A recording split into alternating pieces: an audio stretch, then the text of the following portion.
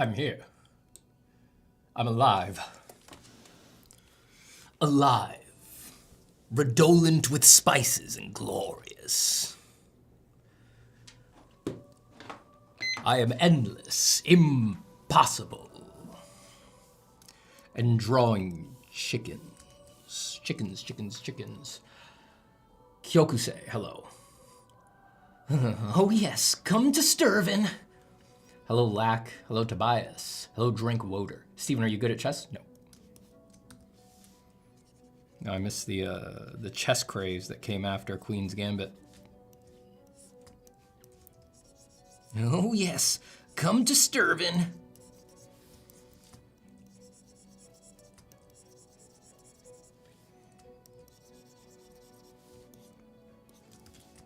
My favorite, most narcissistic moment in that short is Sturvin looking at the god graphite, and it's just my face, and he says, "It's beautiful." Oh man, that makes me laugh. And no data. Why no data? Stream has disappeared. OBS is perfect. Excellent connect. Okay. Okay. YouTube OBS weirdness continues. I have no problems on my OBS, and YouTube is telling me the stream is over. But I get the feeling you all can still hear and see me. I don't know what's going on, because I still see chat coming in. Hi, Aki. Hello, Jenny Craddock. Hello, Samiku.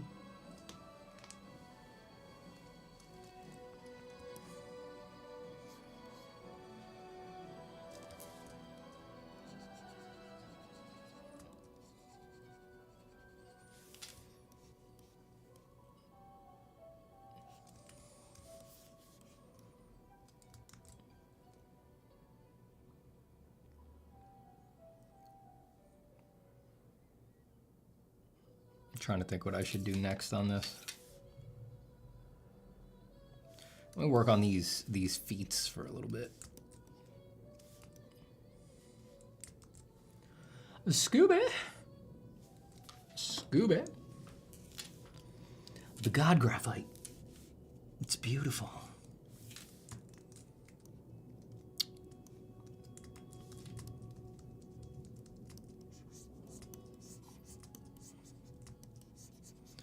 Thursday.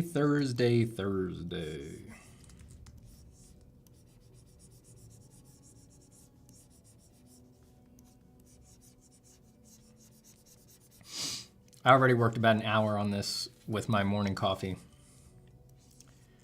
And I was supposed to do other stuff, but then I was like, just a little bit more drawing.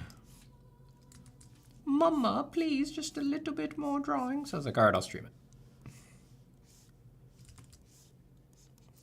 It'll probably be a short one today.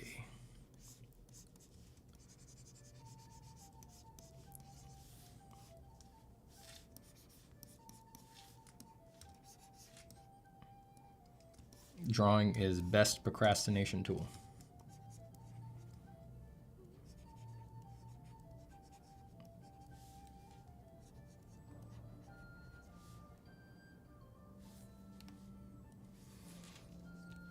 Hello, Zero Connection. Steven, I'm drawing thumbnails for a children's book commission. Should I sneak an inconspicuous goblin in there? Of course. The kids will love it.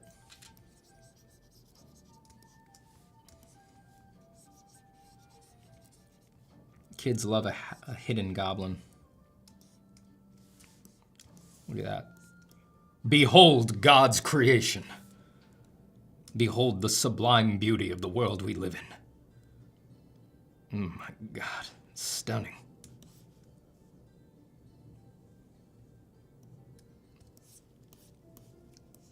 The Creator truly wanted every inch of his creation to be beautiful.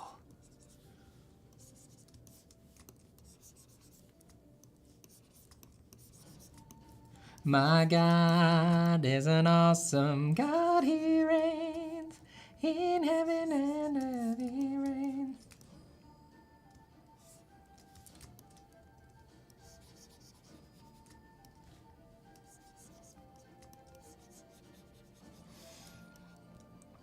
Eamon says, I missed you, man. What the?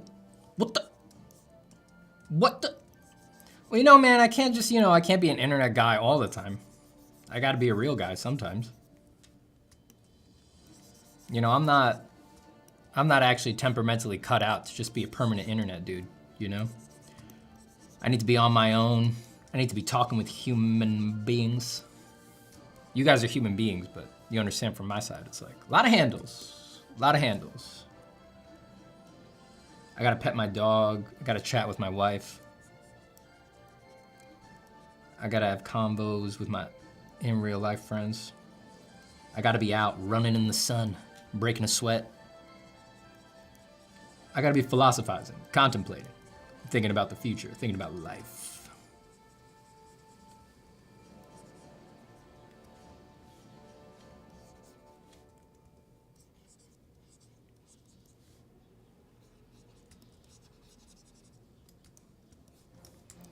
Let me trim this. Ooh, Photoshop, you're such a good program. I love the way that you make me redo my brush thumbnails every time I open you. You're such a good program. I want to pet that dog. Can I pet that dog? Birds are honestly terrifying if scaled up to man size. Yeah, in my head, the scale of this guy is something like,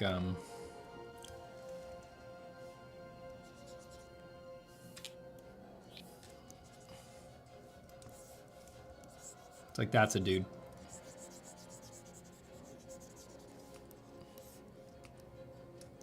That's the scale I'm imagining.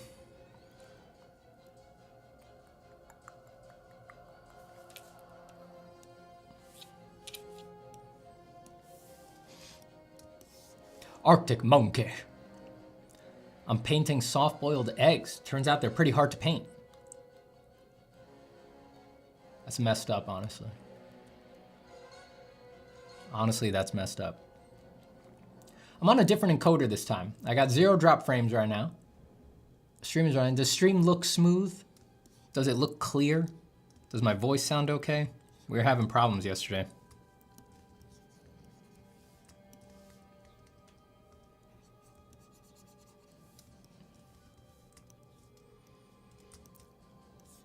And my OBS is still doing the weird thing where every time I reopen it, it resets the encoder. It changes the encoder. I wonder if that has anything to do with it.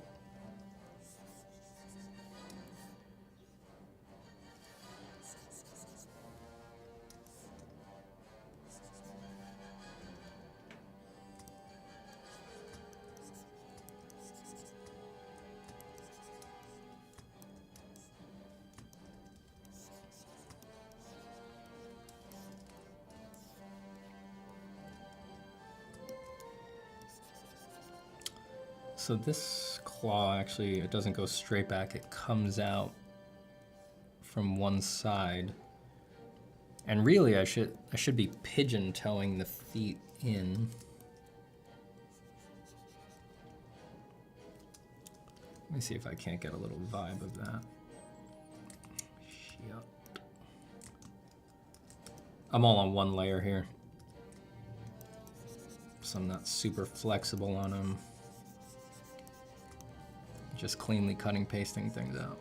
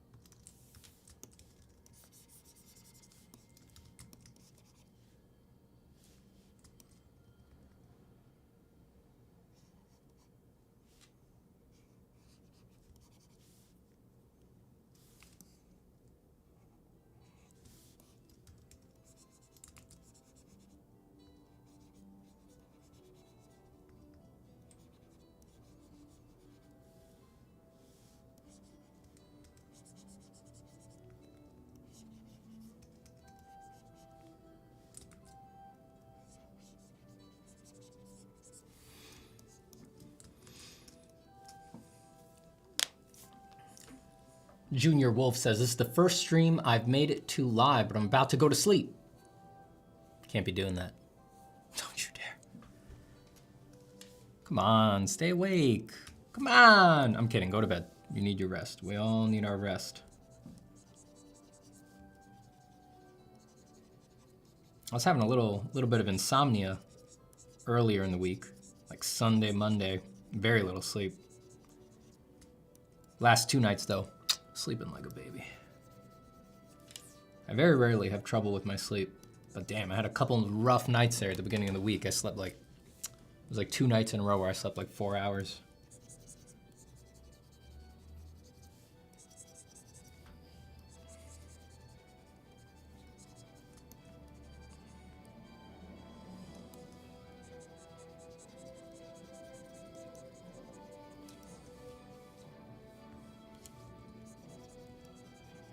If you're in the LA area, I hope you're staying safe.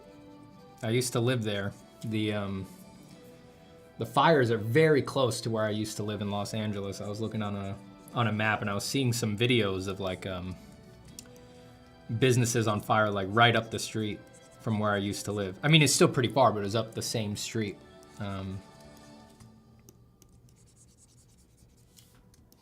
Just texting my LA people, making sure they were all right. It's crazy stuff.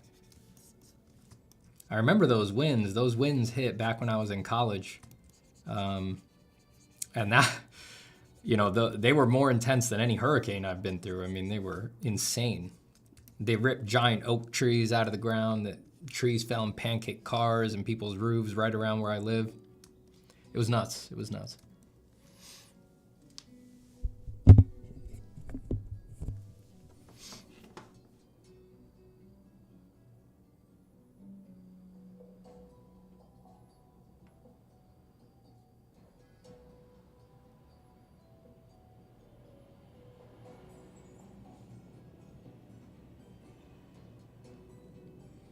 Anthony Walker says, I have you in mini mode while I work on a reference. Hi, everyone. Good luck with your work, Anthony. Aki says, I'm entering a psychedelic void. That is beyond working on a single drawing over 50 hours. Crazy stuff happened out here. Yeah. Yeah, it's a beautiful thing. Sorry, I'm messing with my microphone position. I think that's pointing at my chesticles. Testing my volume, testing my volume. I think that's all right.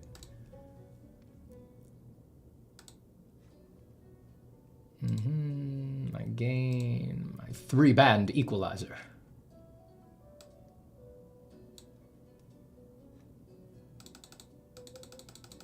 Sorry, messing with my audio filters and my limiter. Yeah. Testing, testing, testing, testing. All right, that looks loud. All right.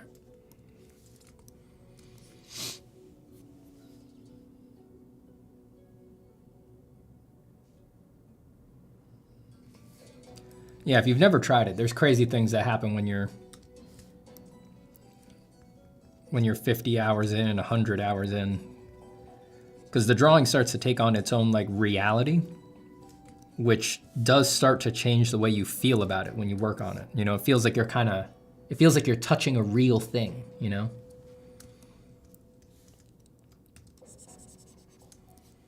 Is that a sketch of the Hercules statue in the back? That is no sketch. That is the plate of the Belvedere torso from the Charles Barg drawing course.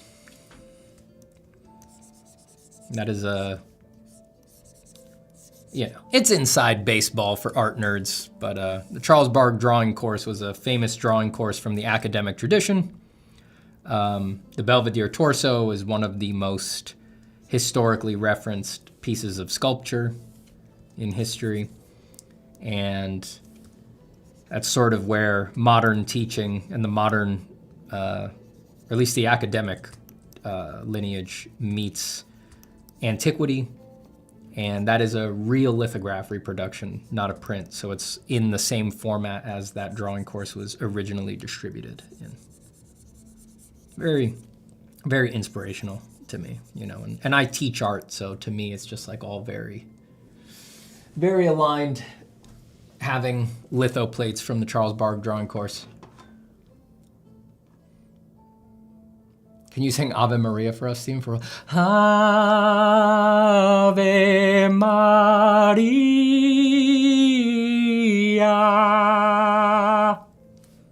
Genetics of a 9-year-old girl singing Ave Maria at a funeral. That's what I have.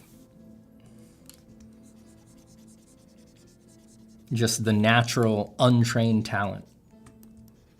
I'm just, hi there, my name is Samantha, and I'm 9 years old, and I'm from Miss Baladucci's class. Ave Maria.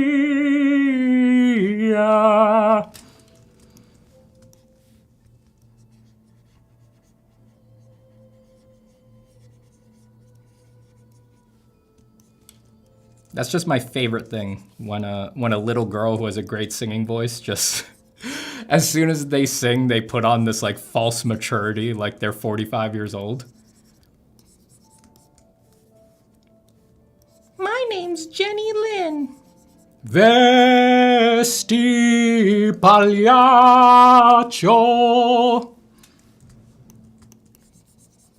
Just like they can't just play it cool. They can't just play it cool. It's 15 easy, dog. The truth is that it's 15 easy, dog.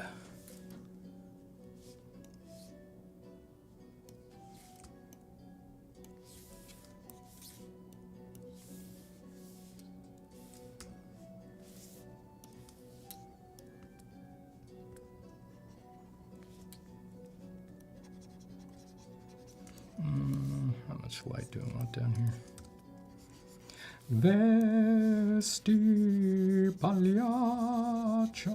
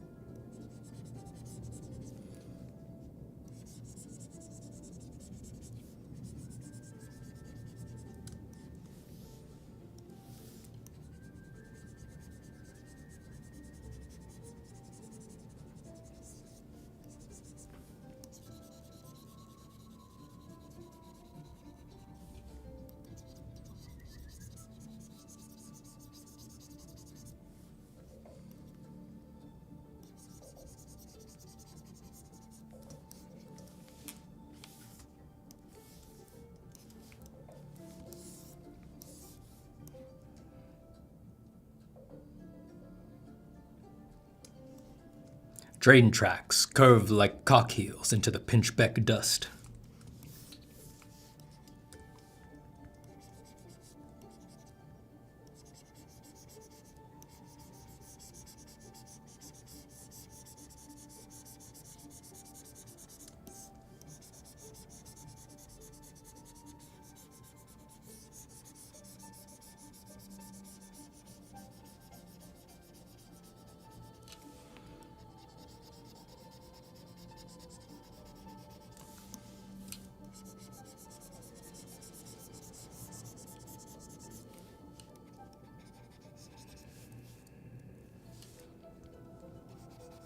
We're in 1 pixel mode right now.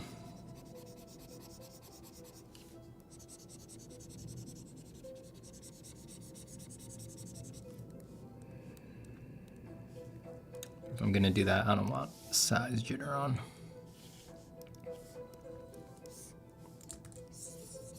Good.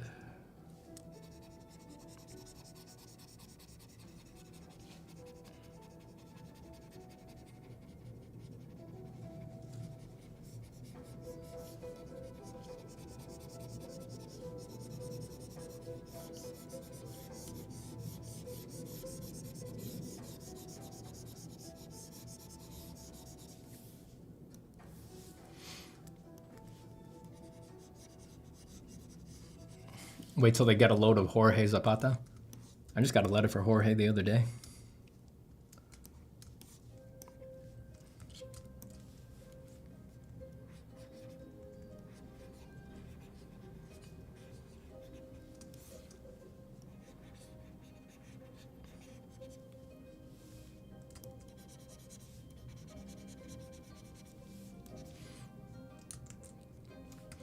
You should upscale it so you can zoom in even more and do it again more and more. Yeah, I heard Craig Mullins once say that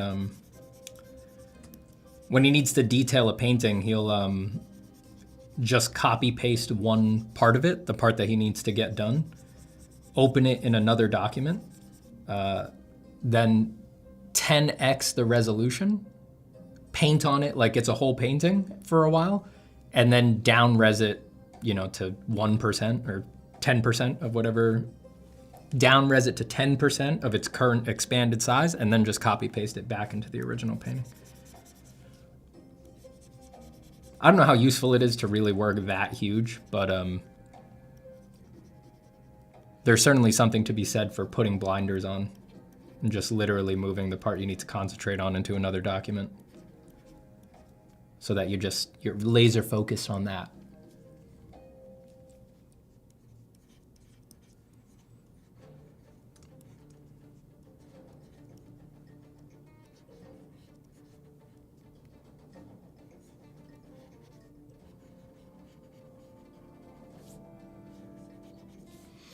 Do you have any favorite artists from history, like maybe 60s and back from different art periods? Oh my God. I mean, I have favorite artists from literally every art period, basically. The list would be far too long. I mean, just some historical artists that you can check out that I've always loved are like Sir Lawrence Alma-Tadema, Pierre-Paul Prud'hon, obviously Michelangelo, and I'm not really much of a Da Vinci fan, but Michelangelo and Raphael have been big inspirations to me, particularly for drawing. William Bouguereau, of course, but the early stuff, not the later stuff. John Singer Sargent, of course. Did I mention Waterhouse? John William Waterhouse?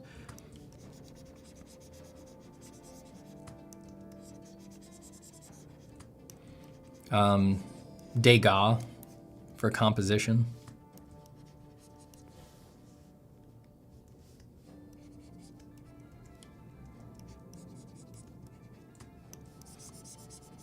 I don't know, and sometimes I'm less inspired by their art and I'm more inspired by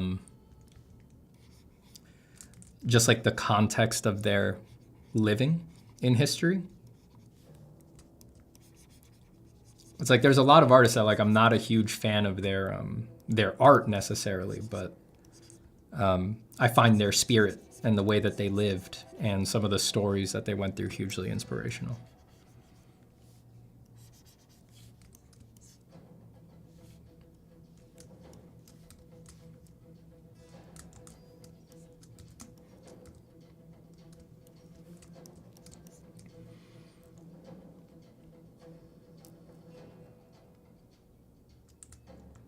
This can be a boss and blasphemous. It fits the themes there.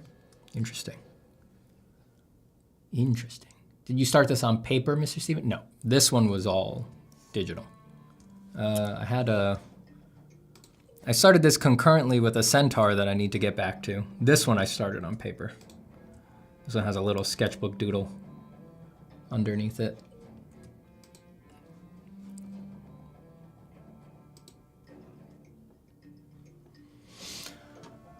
Kyo says, I saw you do that on one of the doors gates you were designing, what Craig does? Yeah, I've tried it before. I think now I'm just comfortable working really zoomed in when I need to and just letting the resolution just crunch everything down. But sometimes you really do, you just need the blinders.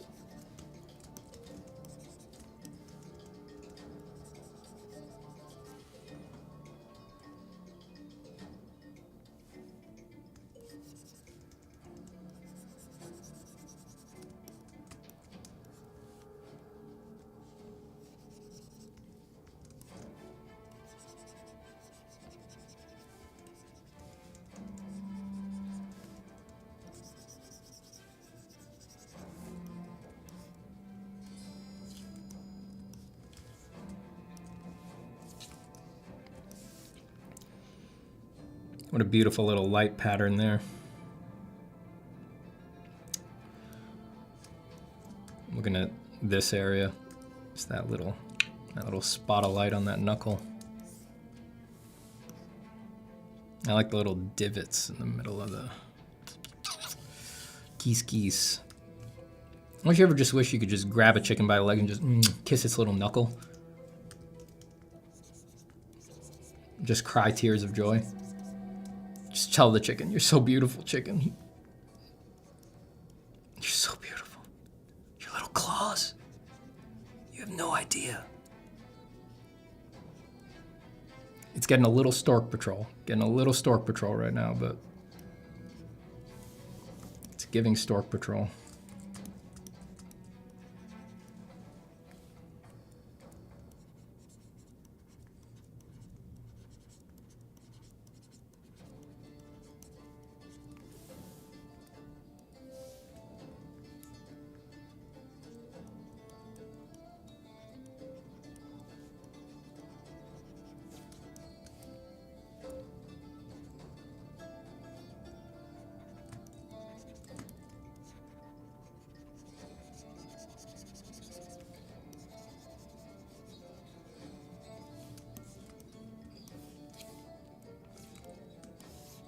That looks good. That's really kind of, it's like, since that's a far foot, that's probably, it's like, that's all it needs. And then I can let the rest kind of fade into not detail. No in detail. Well, I say that now, but we'll see what happens when I start adding the colors in, because a lot of the times the colors just won't work unless you have good value info in there.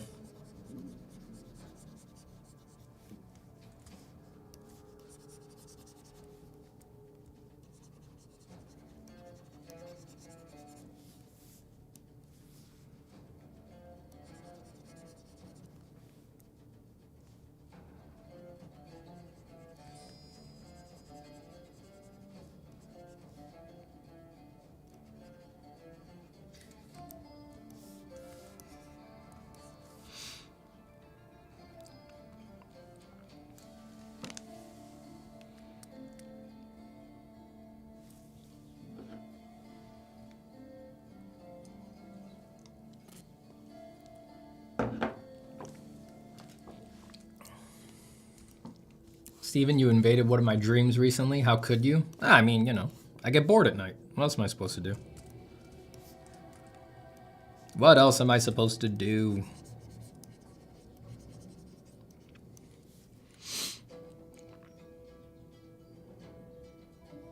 Joshua says, theropod / bird feed are my specialty. Nice.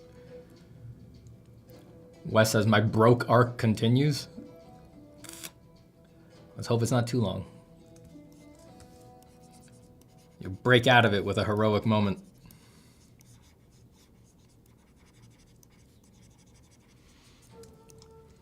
Kyo says, Steven, I acquired a camera and overhead stand to record trad stuff. Nice. Do you use a capture card with your Lumix cam? Getting a clean representation of pencil on video is tough.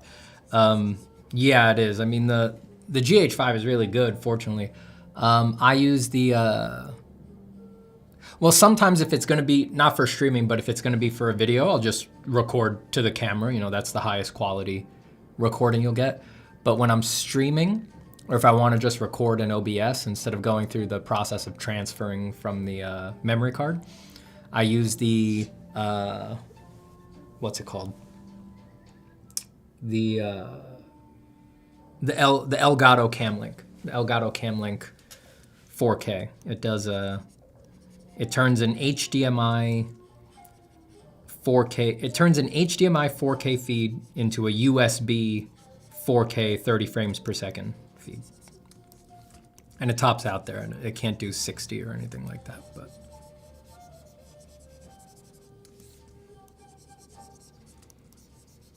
So you plug the HDMI coming out of the camera into the little, it's like a little dongle, like a big dongle. And then you plug that into a USB port. Make sure it's a high-speed USB port, the highest speed one that you have. And then OBS will pick that up.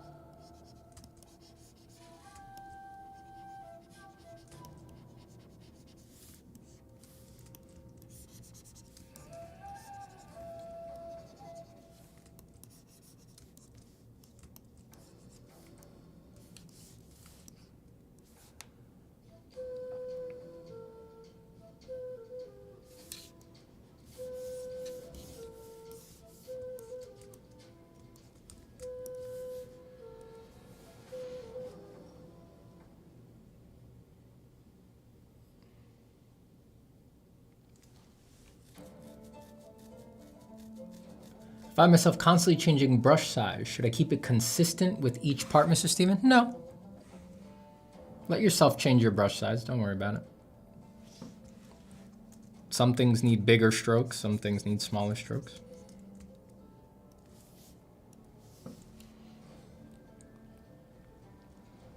Aki says, Steven, do you have any advice for drawing during tough times in life? Drawing makes me more peaceful almost always, but when my mind is too troubled, it's sometimes harder to concentrate on the art. I mean, it's hard because the general advice that I think is best is like, don't force it, right? But there are, for a lot of people, they may find themselves in a situation in life where they're just like, they're gonna force it, you know, because they're in an arc where they're trying to become a professional artist or something like that.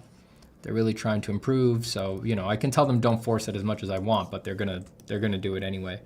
But in general, I don't think, if it can be avoided, I think not forcing it is the way to go. Like it's okay not to draw, right? Like it's like you really need to accept that it's okay not to draw. And I'm not speaking like just to you, Aki, but just like to everybody. Because every time you operate from a place where it's like it's not okay to draw, or it's not okay to not draw, you're conditioning a sort of transactional nature to your self-worth and your presence in the world, right? It's like, even though it may be subtle and just a little bit, over the years that starts building up, and I think that's really unhealthy, and you may tell yourself, always, all this stuff with art, so often it comes down to, you may tell yourself, if you were ever asked, in words, you would always say, no, of course my self-worth is not based on whether or not I make art, right? But for a lot of us, that's just a lie that you're saying with your words. And if you actually look at your actions and how you feel moment to moment and how you make decisions in your life, it's clear from that more important lens that yes, you do base your self-worth and your value and whether or not it's okay for you to be alive every day on if you drew or did some other thing day to day. And I'm not saying that it's not important for us to, actually do the things that we want to do, right? Because it's also a problem to never do the things that you think you care about doing. But it's got to be in balance. And yeah, if things are hard and the art is like you're just finding yourself troubled while doing it instead of sinking into that treasure realm of peace and happiness, there's got to be some room to just let it go, and let it be okay to not work. You've always got other stuff to handle. There's always other things to do. There's always problems to solve.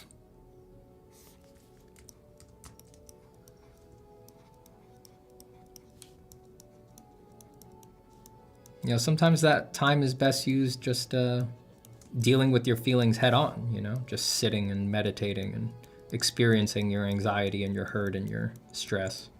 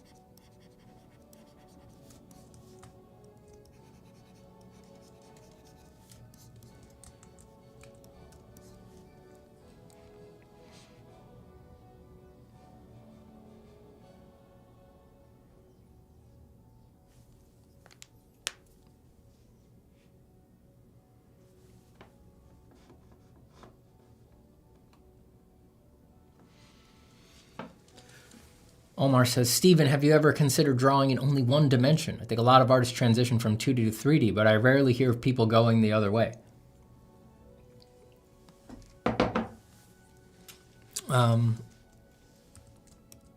you know, if I'm honest with you, I guess I have done it. You know, if you've ever drawn just a point, in some narrow sense, drawing a point is a one-dimensional drawing, right? It has no other coordinates. Unless you zoom way in on the point, but like I said, it's in a narrow sense.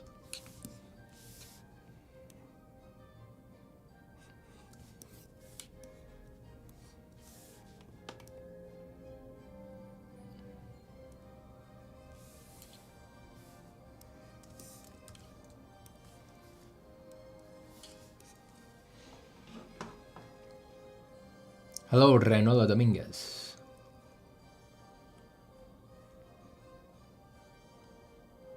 Lulu says, my lord, Stephen, I find myself in an art block. I'm struggling to claw my way out and draw once more. Do you have any tips to help? Please answer my prayers. I will sacrifice chicken feet if need be. I mean, getting out of art block is, well, first off, don't get caught up on the idea that you have art block. You're just, like, I think people take the idea of an art block too seriously. You know, they make it something big. It's like, I don't know your situation, but when I work with students directly, art blocks are always about something else. They're never about the art, ever. It's like, you have stuff you're interested in. You have things you love.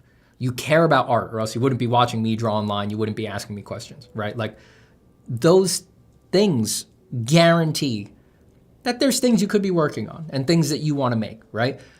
Art block is always about you're not eating right, you're not sleeping enough, you're not getting exercise, you're being too hard on yourself, you're telling yourself lies about why you can't do the things that you really want to do yet. Like, a lot of people that I talk to say they have art block, and it's like, all right, well, what are you doing for your art? It's like, well, I'm really, you know, I'm in the year where I'm drawing 1 trillion boxes. And it's like, no wonder you have trouble sitting down and drawing. You're not doing anything interesting. You're boring yourself to tears. And, you know, and it's like, well, why don't you, what do you want to be doing? It's like, well, 10 years from now, I want to make a comic book. It's like, you should start that today instead of doing the boxes. And then you'll be much more interested and you'll break through your art block. It's like, there's probably something, again, I said probably, I can guarantee you there's something else going on. It's never about the art. You got to find out what little myths you're telling yourself about why you can't be doing something that would excite you, something that would make you happy, you know? And again, it's hard to talk about this definitively without knowing the details of your situation, because everyone's situation is different. But as a generalization, that's always what I find is going on. It's like you're just getting in your own way somewhere, you know?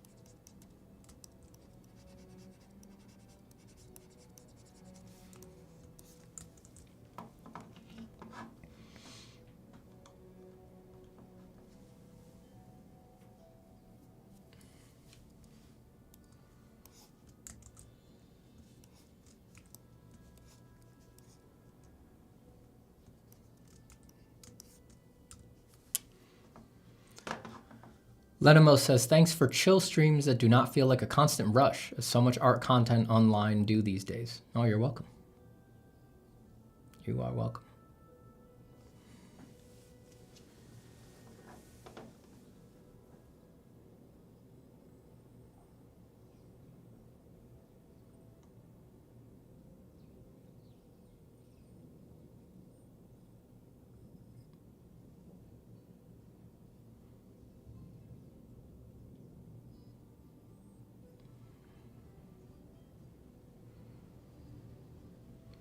Wes says, as I've spanned enough times already, I've got myself a bit of a career path going. So any advice on how to combine art with tech? I don't think I'm the right guy to ask about that. Yeah, I don't think I'm the right guy to ask. I find myself quite biased on that.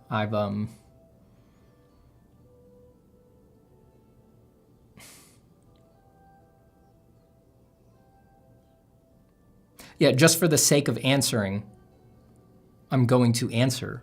But again, I'm totally acknowledging my bias here.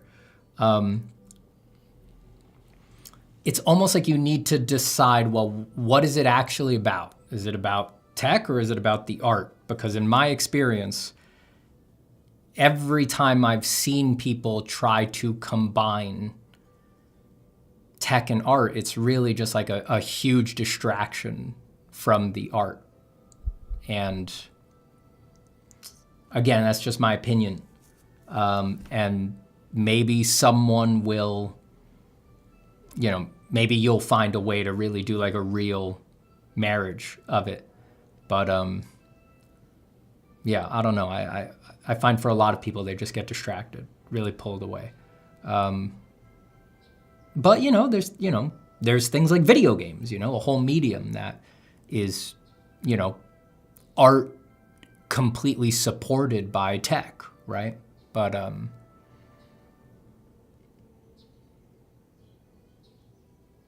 just not enough of a tech guy to like imagine how you find a new paradigm there or something like that. But really know what be clear with yourself about what your real emphasis is and just stick to that is what I would say.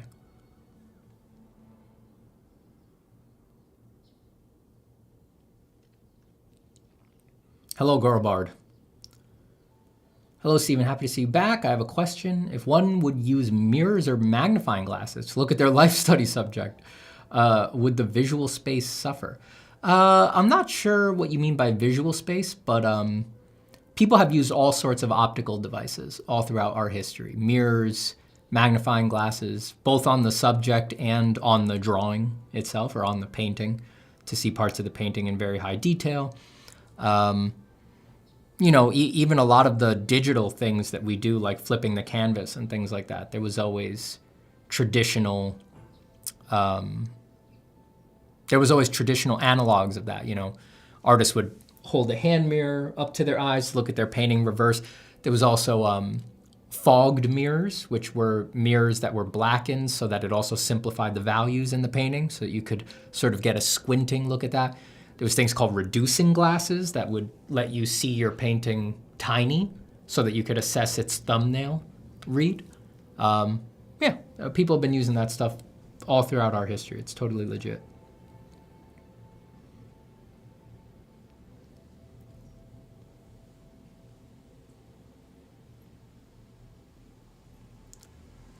Art Dad says, you picked a great time to start streaming again, drawing some of the best pictures of my life for a tabletop RPG module my friend and I are working on. Got to credit you for inspiring me. I'm very happy to hear that. Congratulations.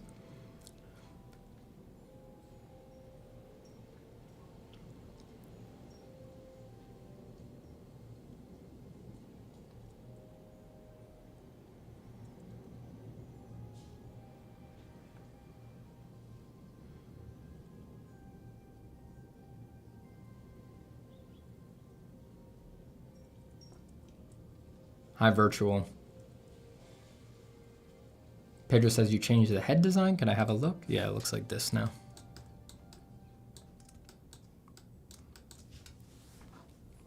It had like a dog mouth. That's where it started before I decided it was going to be a chicken. So it was just clear to me that the dog mouth was a residual from not knowing what the design was before that. So I just had to commit and rip it off, and I decided I wanted to do a beak. So it's really more like a giant squid beak or like a mollusk beak kind of mixed with a chicken beak. I gave it like the little serrations and kind of subtle layers and interleaving parts. I like those giant squid beaks.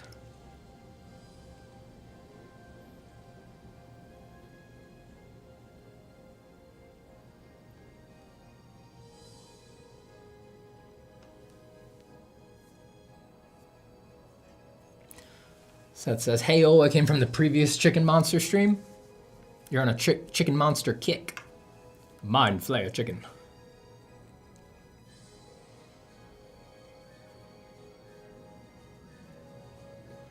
Is the chicken like gigantic or normal size? Gigantic, I think. I think he's big. I think he big. Oh Lord, I think he big.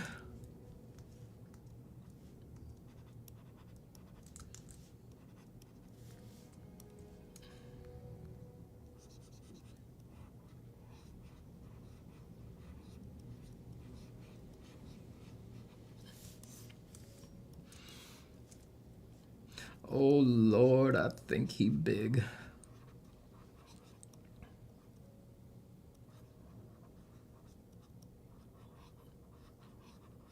I freaking love drawing, man. It's a shame that we ever have to do anything else.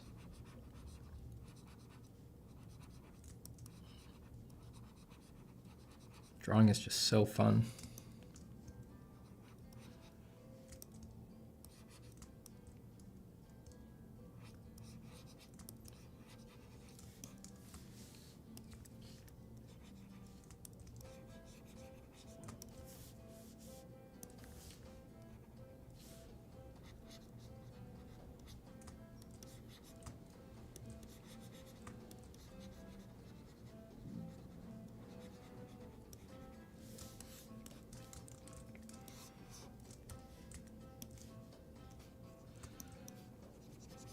You know, how much of my life exactly can I spend drawing chicken feet? That's the real question.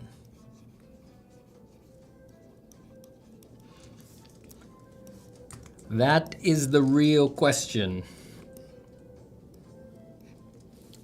Omar says, Steven, would you not say that the perfect combination of tech and art would be the creation and design of new Apple branded products? I want that for you, bud. I mean, I think it would be. I think you're right. I think you should go for it. You should go work at Apple, son. And just make that camera incrementally better, man. Make that camera incrementally better, dude. Dude, the camera, make it just a little bit. Make it just a little bit better, man. That cameraman, and what if 4 lenses? What if 4 lenses instead of 3? What if 4 lenses on the road to 8 lenses? The whole back lenses, and each lens, the camera inside each lens, a little better. Just a little better every time in each lens. And each lens, the surface, a new precious metal. You know, is it sapphire? It's just a little more sapphire on every lens. Each lens, as it goes down the body of the camera, each lens, a little more sapphire on each lens. And the megapixels and the sensor size. The sensor size on each camera that's inside of each lens, the individual cameras that are each lens with the camera inside with sensor, each sensor is just a little bit bigger. Just a little. And the pixels, each just a little more pixels every time. A little more. One more pixel. Just one more, you don't need a row, it's not a column. One more pixel in the corner. New phone. New phone now. And I bought it. I want it bad. I want it real bad. What chip's in there? Give me the chip. Just tell me what chip it is. The chip doesn't really need to be in there. Just say a higher number. Please just say a higher number. The chip doesn't really have to be there. Just if it was 5, say it's 6 now. Please, please, please just say the number. Please just say the number. I need to hear it. I gotta hear it. I need to hear the number. That's it. That's it. Quieter now. Quieter now. Just say the number. Please. Please. Now let's work on these feathers up here for a bit. I did a little bit on these guys last night while listening to a little Red Letter Media before bed. Maybe I had a little too much fun on the downy feathers over here.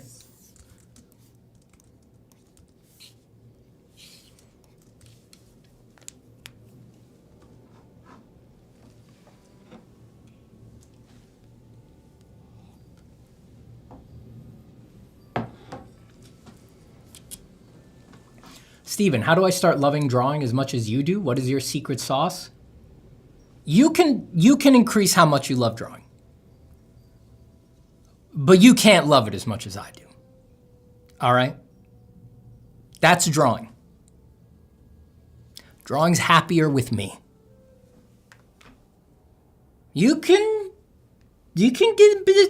crank it up, a little improvement, incremental. But this level? No. You can't work up to this level. Me and drawing, we're happy together. You can have some other little slice of drawing, but it ain't gonna be like this. Just send your drawings to me. Just send them to me.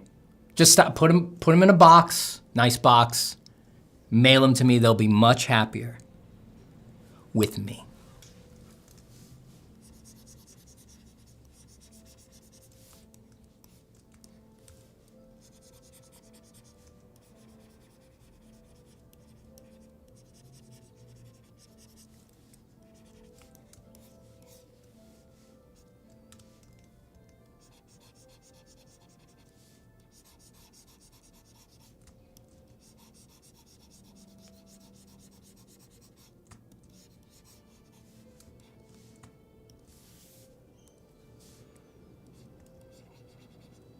Me and drawing, we got something special going on. You wouldn't understand.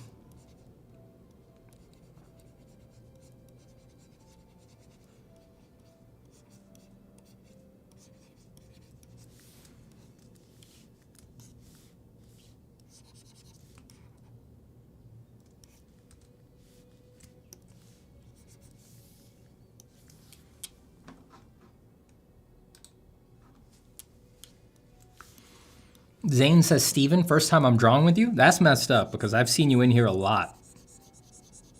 I don't believe you. I think you have drawn with me before. I don't believe you.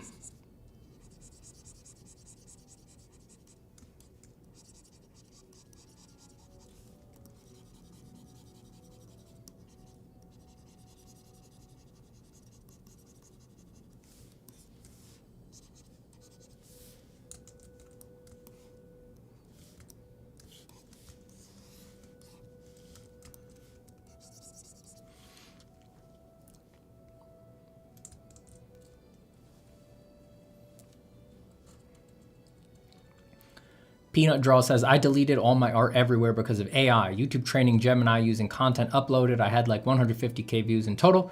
Yeah, I'm a small channel, but I guess you can't post your stuff online anymore. I hear you, man. I think we're wrapping up over here. I think we'll all be done with this soon. I hear you, man. I basically stopped posting to Instagram because of AI.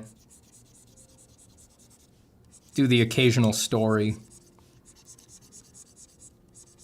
or put up a video or something like that, but I don't really just post my art anywhere now. It's like people really just see my art in these videos, but there's really nowhere besides like my Patreon where I just post up like still pictures of my art, like still images of my art. I don't do that. You know, I've got my main folio of pencil drawings on my website, and that's it. And those are glazed and nightshaded.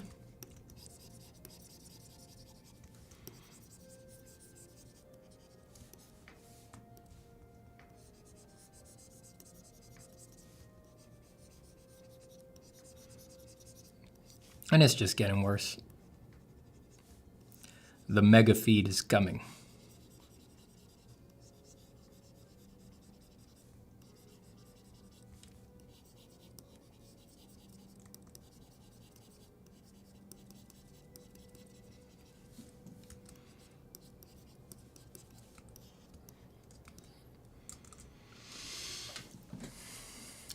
Stevel LeBlanc says, how do you feel about that gradient filter in Photoshop that colorizes your drawing based on the values? I saw lots of artists using it, but to me it feels a bit convoluted and gimmicky. I feel that every time I need to use a tool rather than painting or drawing, it kicks me out of the drawing process. The gradient map. Yeah, I don't know.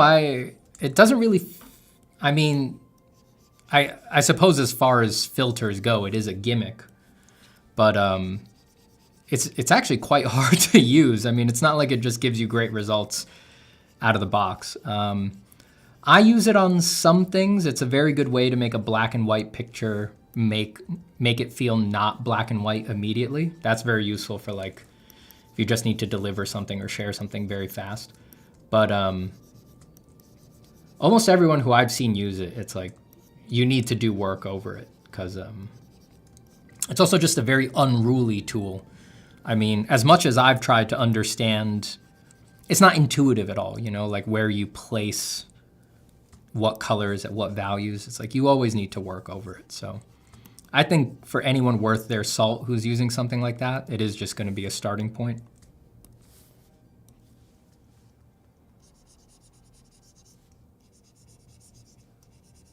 But yeah, for your personal practice, anything that kicks you out of the drawing process, don't do it. The most important thing in the long run is just being able to sink into your work. That's the most important thing.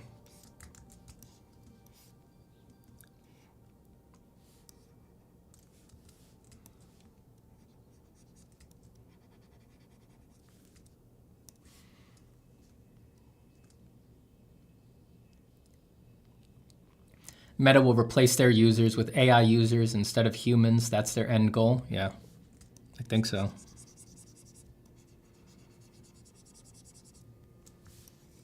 It seems so nakedly crazy, you know? But, you know, Meta's in a death spiral, right? I mean, you know, they're not going to get new users. You know, kids know. The youths, it's just not cool, you know? They know, like, young people know, like, Instagram is not cool, Facebook is not cool, and they don't have them, and they're not going to get them. So Meta's freaking out just looking down the barrel of, oh, shit. The 50-plus-year-old users that we have now, that's all the users we're going to have. So we're just going to keep trying to buy companies and hope that we get one that's hot with the youths at some point. But Facebook and stuff like that, like, yeah, this is just how many users we're going to have. And we just need to trick them into staying in the platform by having AI bots upvote all their posts and talk to them, which will work. Because I have genuinely met, you know, older people who, you know, I've had conversations with older people where they're telling me like about their who they're dating, and I just have to break it to them. Like, you've never met this person. No. You just talk to them. Have you ever done a FaceTime call? No. And how much money have you sent them? Probably around $30,000 so far. Just like, brother, I have bad news. Brother, I have bad news. She's a 17-year-old Russian boy. It don't real. So it'll work, but that will just be, you know, a culturally irrelevant, benighted land very soon.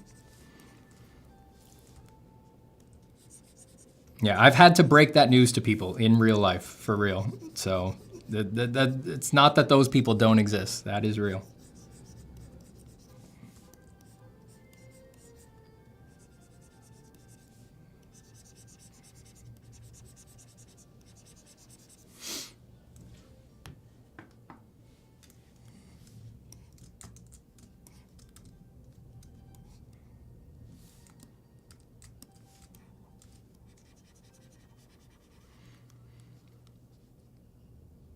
Thanks, Samjik.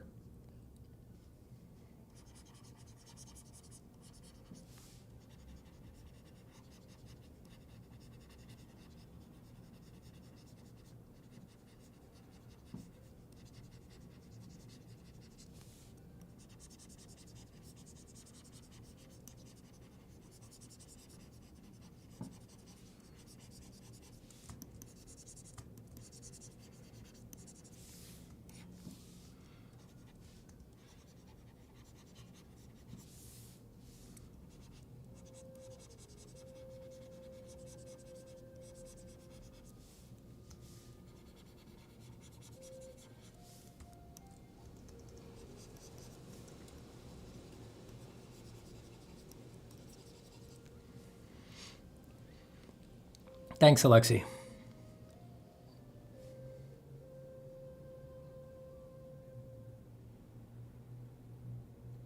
Who's going to pay to advertise to AIs? See, that's the thing. It's like, who's going to pay to advertise to AIs? It's like, Facebook is the one selling them the ads, but then they're also providing the analytics. It's like Facebook doesn't have to say, we showed your ad to 80% AI bots, right? Like, they just say it has this many impressions and that's what you paid for, right? And then if whoever's buying this stuff is like, well, that many impressions only turned into this many sales, Facebook can just shrug and be like, guess you need a better product. Like, there's no, products are allowed to be unappealing and unsuccessful. So I don't know. I mean, there's really nothing preventing them from just running that scam. And again, I don't see how that scam is not necessary until the end of Facebook, because it's just not. Youths are not fooled. Kids are not fooled. Forget being fooled. They're just like laughing at everybody. Like, you waste your time on that? Like, you got to waste your time on TikTok instead. But they've moved on. So I'm sure it's like, I don't know if they have an exit plan. They've probably got some sort of transformational plan, but like, if things stay the way it is, it's like, it will be necessary for them to run that scam until it's just done. Once their user base basically dies, then they'll have to close up Facebook.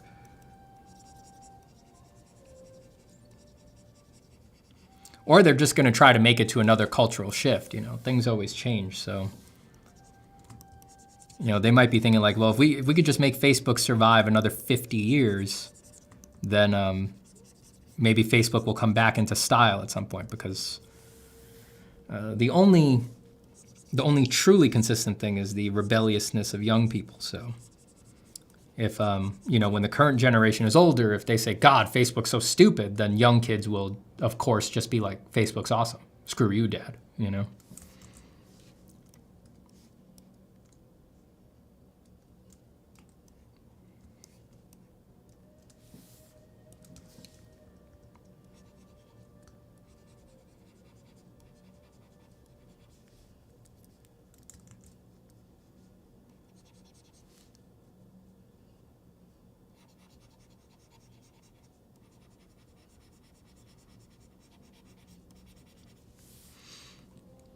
My country has a case where a scammer used AI video to scam an old lady. Yeah, I think there's a lot of that going on. Steven, what book are we reading these days? Brave New World. I'm reading Brave New World and The Crossing by Cormac McCarthy, and before The Crossing I read the first book, All the Pretty Horses, in that trilogy.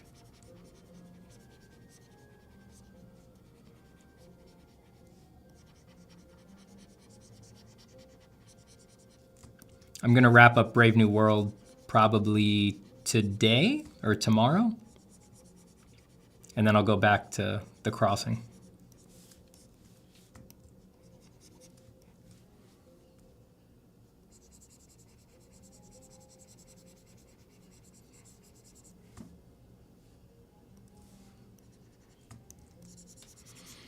I'm reading Hyperion. My favorite line from Hyperion is like Hume somberly looking into the windows of his own home and concluding that no one was home. That's not an exact quote. Obviously, it was phrased more well there, but that's the thrust of it.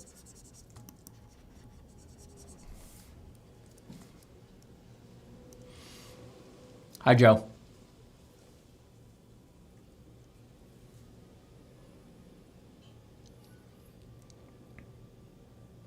Sadly, I think people will look at us like we're dumb when we still draw stuff for ourselves in 20 years, but I will not put my pencil down. Maybe.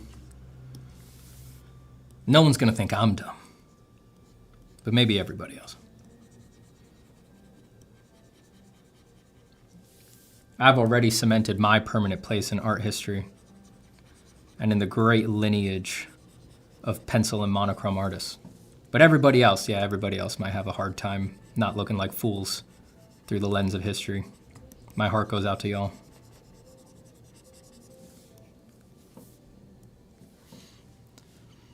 Gal Dragon says, you see any of those TikToks of AI artists trying to prove that art isn't AI, like the eraser speed paints? Jesus.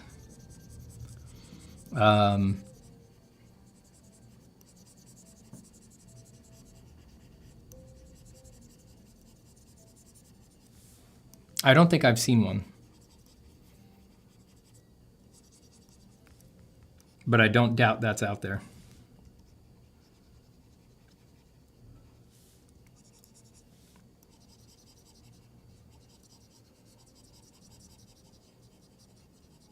I mean, it's all a game to these AI people. They've got no integrity. Of course they'll feel perfectly happy telling little lies like that, little petty lies.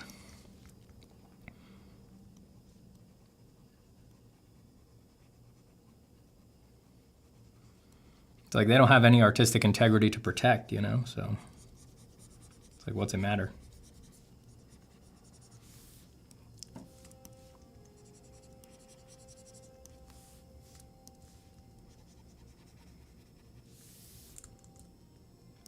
Tell me lies, tell me petty little lies. Oh, petty lies, oh, petty lies.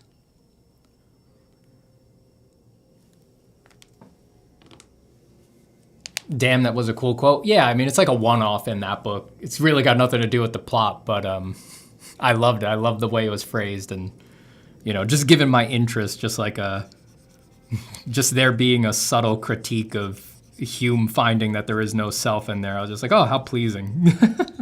I mean, I agree with Hume, but, you know, it's not like I'm bent out of shape about the author of Hyperion not agreeing, but I just thought it was such a lovely inside baseball thing. Just like, it's like he was so offended that he was like, I got to get it in there. I got to get in the dick. And it's such a good way to put it. Looking into the windows of your own house and somberly concluding that no one is home. That's why Draw says, hi, Stephen. Hyperion is incredible, amazing. Are you familiar with analytical idealism? Not analytical idealism. I mean, I'm familiar with a few versions of idealism, the idea that only mind exists. Though they're, you know, like anything in philosophy, there's actually plenty of debate over the damn definitions, and that really seems to be most of what the discussions are about. But analytical idealism, I'm not familiar with that one.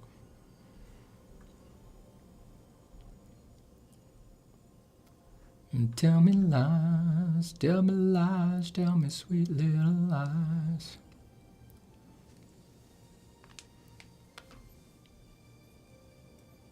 Eric says, honestly, if you're still drawing in 20 years and you're the only one, you'll be a god, not a joke. Valid, valid, valid, valid. Utterly valid. Insanely valid. A practitioner of an ancient and forgotten arcane art. Yeah. I already look like a dumb, so who cares? Like I'm dumb. I already look like I'm dumb. I don't think you look like you're dumb, nobody. Philip says, I am somewhere halfway between Blood Meridian. So I guess halfway through. I'd read everywhere that the prose is raw and thus very difficult, but I find the lack of embellishment allows me to rely on my visual imagination more. I think I get what you're saying. It's just, I think it's rare to hear somebody describe the prose of Blood Meridian as lacking embellishment. I think it's highly embellished. I think it's just that, you know, the environments contextually are spare, but I think that's kind of the joke, you know? It's like, you know, the book is just like 18 different kinds of desert, and somehow Cormac McCarthy finds ways to keep making the descriptions interesting and accurate.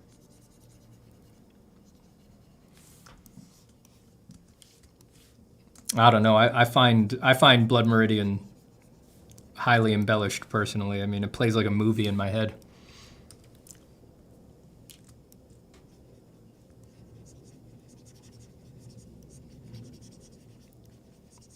Like you're smelling a psycho's fear or something like that.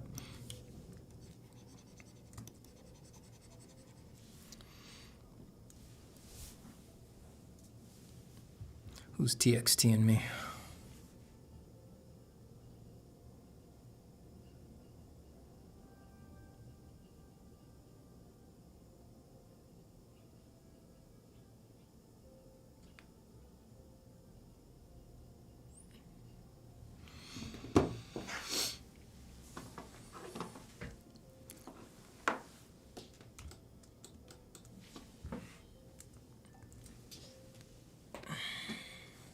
Ooh, I got a good crack in the old hit on that one. Man, I think these red-orange feathers with the transition from the red up top to the orange to the yellow, I think that's gonna look cool. I think that's gonna look cool, baby. I'm reading Three Body Problem, really interesting so far. Great series.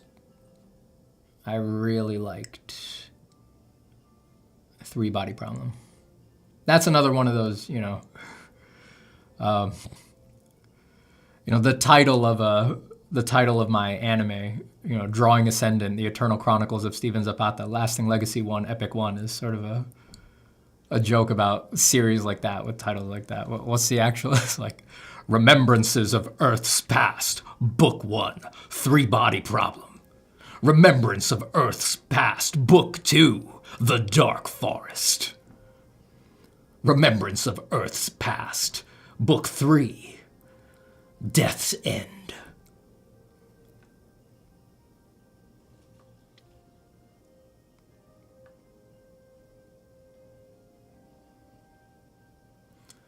Alexi says, just got in late to the live. As a professional artist, what do you think how AI will affect art as far as animation, movies, design, writing, music? Do you think art will be like old boat makers? Not if I have anything to say about it. Not if I have anything to say about it.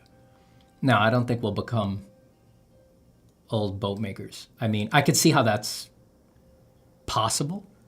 I can see a dark path where it goes down like that, but at this point, I do think that going down that particular path is unlikely. I mean, it's just inherently boring. It's just inherently boring. I don't know. I mean, generative AI has been around for a while. It peaked in it came out, it's been around for a while, but it suddenly hit the mainstream mid 2022, right? So it's been a couple years plus, we're working on 3 years. And for all of their pomp and circumstance, I mean, where's the stuff?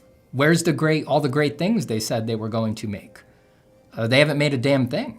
There's just nothing interesting coming out of this stuff. You might say, oh, well, the interesting stuff is sort of being done in secret. It's being put in movies and things like that, and they don't want to admit it and all this. It's like, yeah, but the people making that stuff are inherent creatives who they would stop using these things as soon as they could, probably. I mean, people who are inherently creative, really creative, they hate this shit. People don't get that good at creativity because they don't want to do it, because they want to have a computer do it. But yeah, I don't know. I'm sitting around waiting for all these AI artists to make anything but Goku with tits, but that seems to be the only thing that they can come up with. And they've certainly made a lot of Goku with tits, and there's a lot of, I suppose, interesting variations on Goku with tits. It's like, here's normal Goku with tits. Here's Kaioken times 20 Goku with tits. Here's Ultra Instinct Goku with tits. Maybe when they get really, really creative, it's like Super Saiyan 3 Goku with tits, but he's holding a Dragon Ball. But beyond that, they really, they've got nothing. And maybe that's just the result of our petty laws and things like that. They're maybe making a lot of groundbreaking Iron Man porn that they're not allowed to share, with a very intricate, well-designed sort of, art direction appropriate Iron Man phallus protruding from the Mark 69 Iron Man suit. That if we could all see that, we'd say, wow, now here's an original vision. But they're just not allowed to post it because of our pesky laws. So I'll leave them room for that. But until such time that they can post those things, or they can come up with some actual creative stuff that is actually appropriate to post, they just got nothing. I don't see anything coming down the pipe.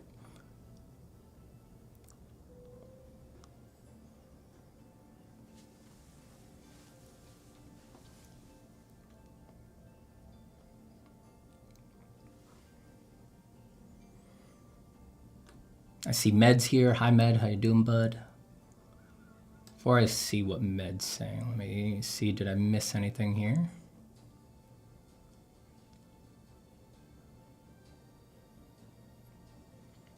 The Gamer NL says, from day one, I wanted to draw surrealistic portraits and full body drawings and paintings. This dream goal, however, limits my chances of getting a job in the field. What would you have done? Why do you think it limits your chances of getting a job in the field? For the record, doing what everybody else does is what limits your chances of getting a job in the field. Making your art look like everybody else's, follow trends, try to hit the same bar, not having a unique vision. I don't know what field you're talking about, but in almost all of art, doing what other people don't do, being willing to do what other people won't do, that is what gets you a job in the field. Watch those myths. Watch the little lies you're telling yourself.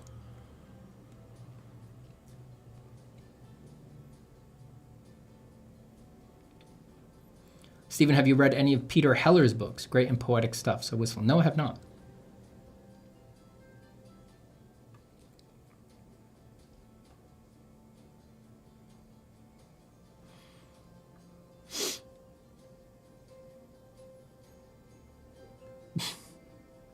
Med was listening to 3 Body Problem last night. He wants to know if I'm going to put this on foam core before class. It's a nice chicken.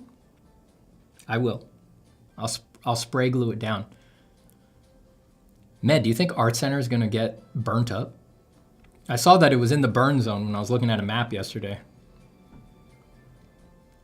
That poor historic building.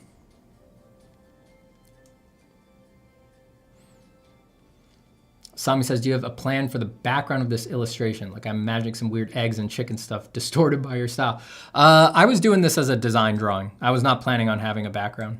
I was just going to leave it on black.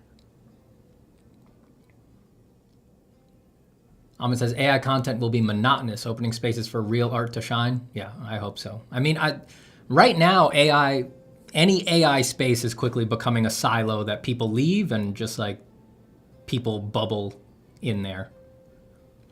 You know, like the Reddits that are AI art and stuff like that, like they really quickly just become, I don't know, just dudes showing each other porn. That's all it is. It's just dudes going, check out this porn I made. And the other guy's like, it's pretty nice porn. But have you seen this porn that I made? And the third guy comes in, he's like, whoa, guys, you ain't seen nothing yet. Check out this porn I made. It's like, that's all that's going on in there. And then people get bored and they leave. I'll be right back. I got to go to the bathroom.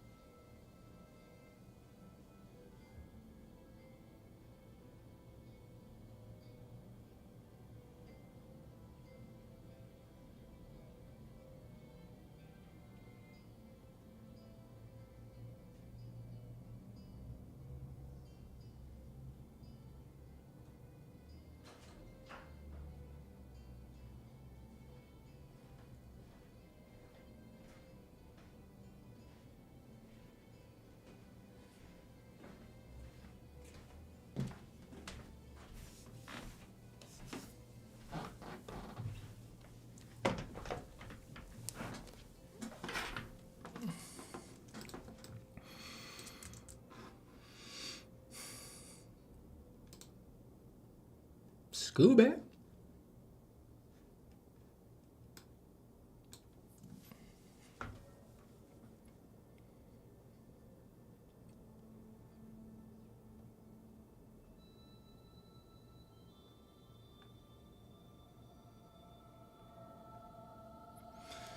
Let me see what I've missed here.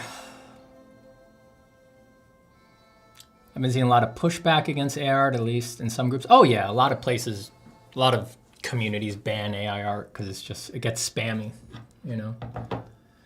There's only so many times anybody really wants to deal with I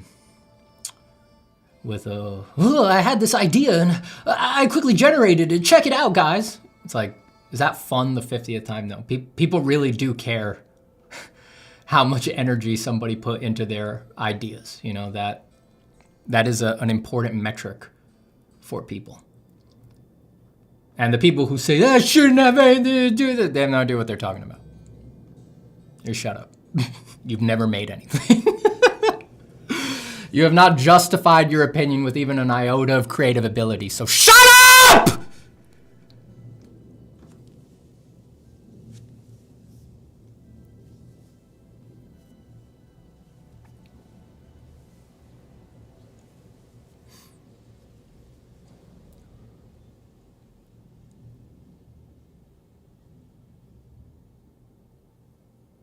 All right. We're all right.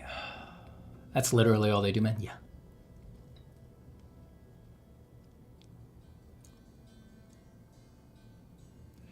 Med says that would be scary, man, if Art Center catches flame, but maybe the winds have decided its fate already. I don't know. When I was looking on the map yesterday, the Eden fire on the side that Art Center is towards, it did look like there was like a vertical wall. So I do think the wind might have been blowing it the other way. I don't know. And it'd have to jump the 210 from where it is now. So I think probably Art Center's safe. It was just worrying because the hills, they go up first, you know? Just as the first time I visited you out there, you took me on the roof of one Art Center building to show me the wildfires burning in the distance. I was for real scared. That was scary on its own. Knowing that it has gone within the residential limits is insane. Those fires are messed up.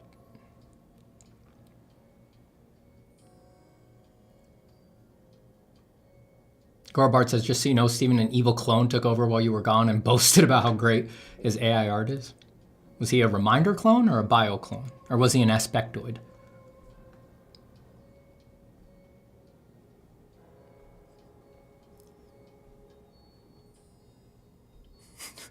Joe says, thanks for testing my speakers. 10 out of 10 did not fail. Yeah, I hope that -2 decibel limiter I have on my filters did something for you guys.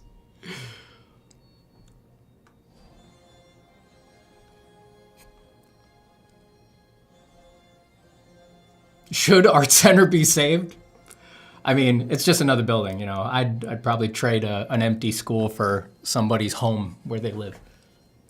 It's just, you know, it's just, you know, I lived a lot of my life there, you know, it has a lot of emotional impact on me. And it is a historic building. It's a very cool, the main campus is an architecturally significant building in Los Angeles, you know.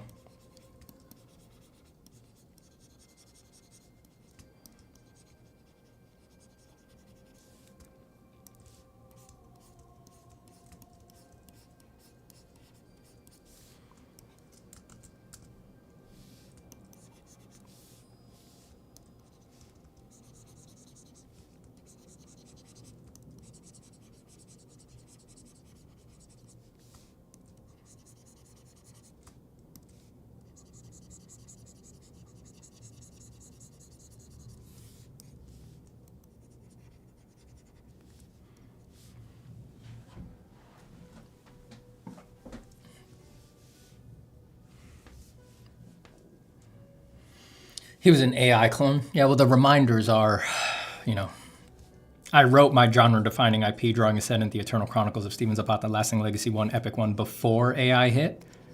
But I did sort of predict the importance and resurgence of AI, or surgence, I suppose, because the reminder clones are compiled by AIs.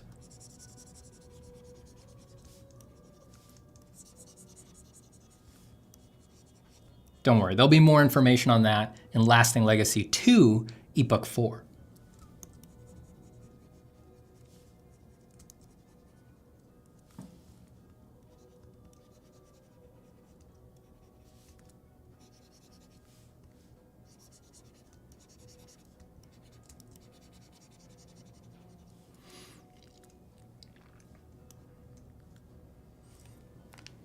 Rage against the machines. Okay, M says, I've seen some really, really good AI art though, unfortunately. Negative. Wrong. You'll grow out of it, don't worry.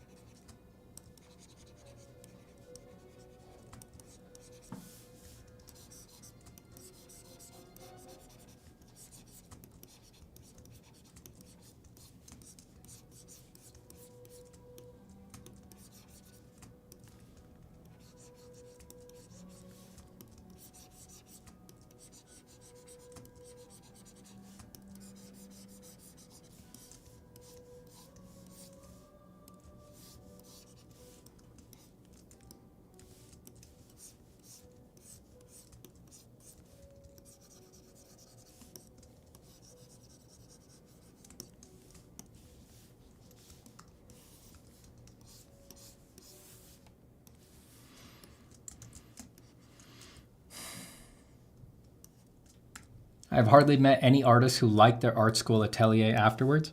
Art Center was expensive, but I would never say it wasn't a good school. I had a great experience there.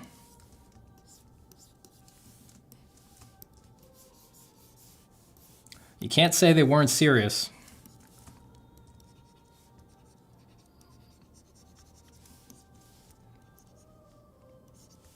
They were one of the few schools, you know, it's been a long time since I was there. I don't really know what the current vibe is, but they were definitely one of the few schools that, you know, when you went in, they were like, we're going to make sure you can draw. You better pay attention. And you better get good at drawing.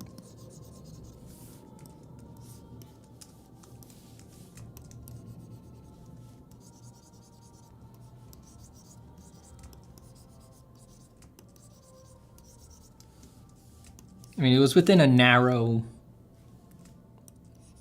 It was within a very designy language, but...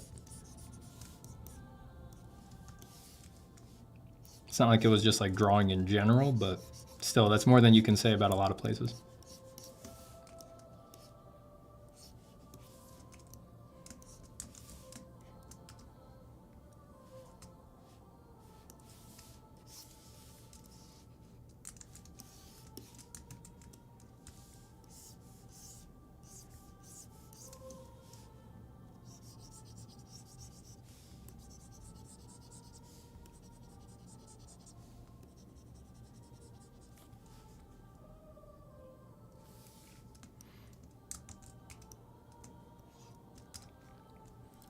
Does Art Center kick out students for not making the conventional standards? I don't know what they're doing these days. You'd have to ask a current Art Center student about that. The programs have changed a lot from when I was there. They've added new tracks. They've split up a lot of the focuses into different disciplines and things like that. I would not pretend to know what they're up to now.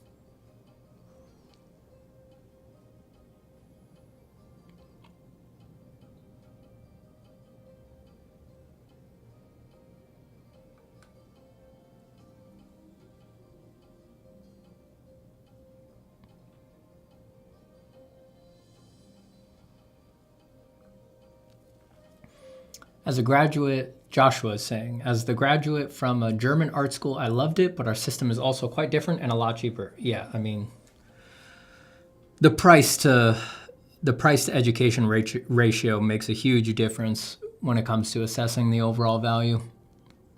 You know, I always tell people, if you're thinking of going to a private art school, something like an art center or something like that, these days, because the prices have only gone up and up, these days I always tell people, if the money means nothing to you, I think you should go. But if the money is significant to you, like it would put a strain on you, don't do it. Don't do it.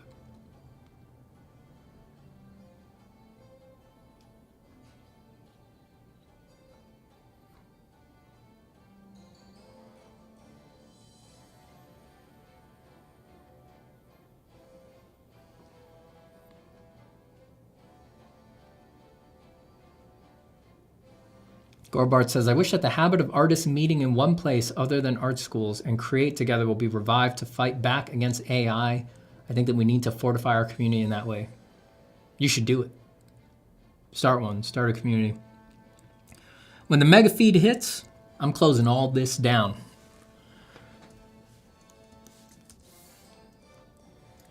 Can't be hanging around a place like YouTube once the mega feed's around. Once it's just all bespoke AI art, just flooding everything. I'll just be teaching art classes to kids in the back of my local supermarket. That's where you can find me if you need me.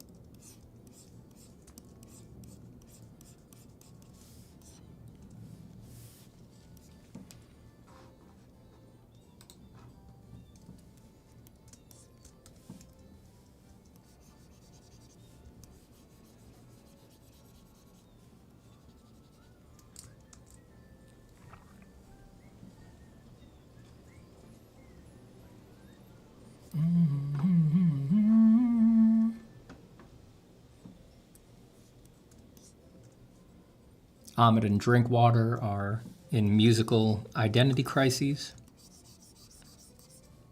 Can't decide if they want to be visual artists, or if they want to be musicians. Good problems to have. Good problems to have in life. An embarrassment of talents for these two.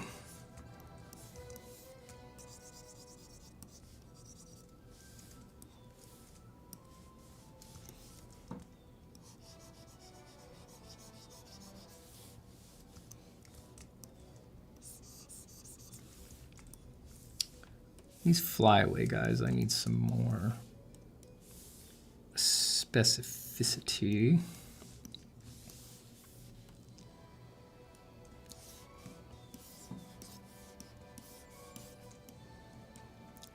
Damn, I did a good job on those feet.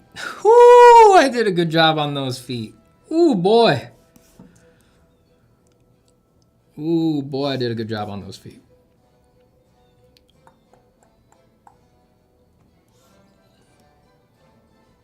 He's not quite what I might need to get a different breed of chicken to find the ref that I want. Maybe something like these back guys over here, but that's not quite, even that's not quite what I was imagining. But I don't want to go fish for ref on stream right now. I'll look for something later.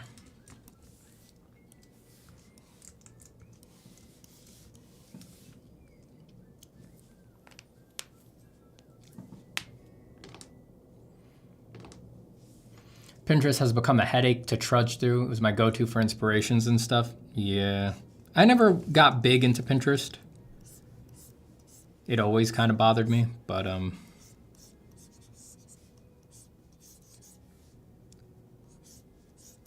when I have poked my head in there recently, yeah, it's just a sad mess. Sad mess of AI. Damn shame that.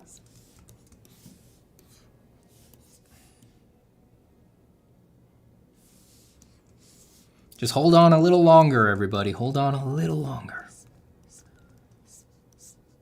There's no way people are going to tolerate this forever. People really like the internet, and it's just becoming unusable. Something's going to give. Something's going to have to give.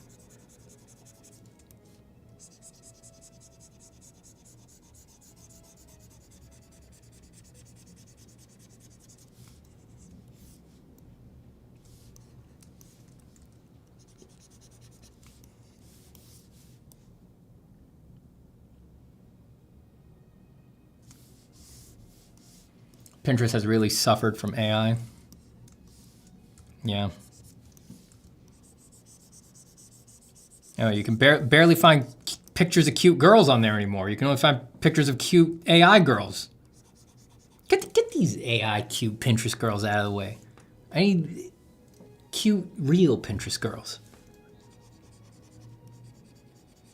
I'm just kidding. I know there's more than just cute girls on Pinterest. I know there's also anime characters.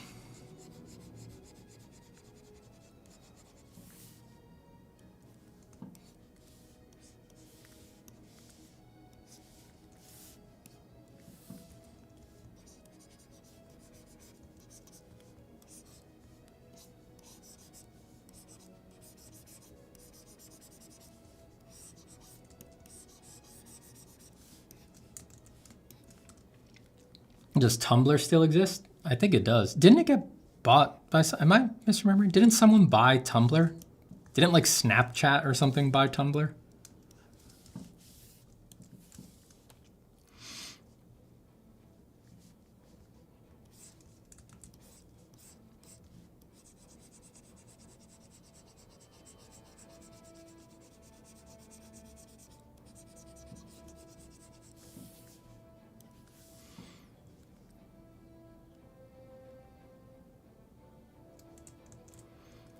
Daryl says, just looking at you detail each section of this is a nice lesson in value hierarchy.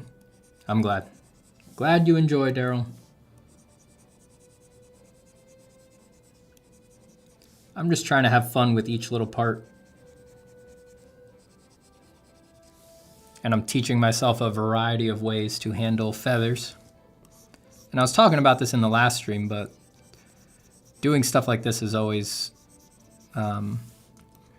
really useful because you only need to sort of crack this once, like, and then you'll always remember these, and then they'll be much more easily deployed later.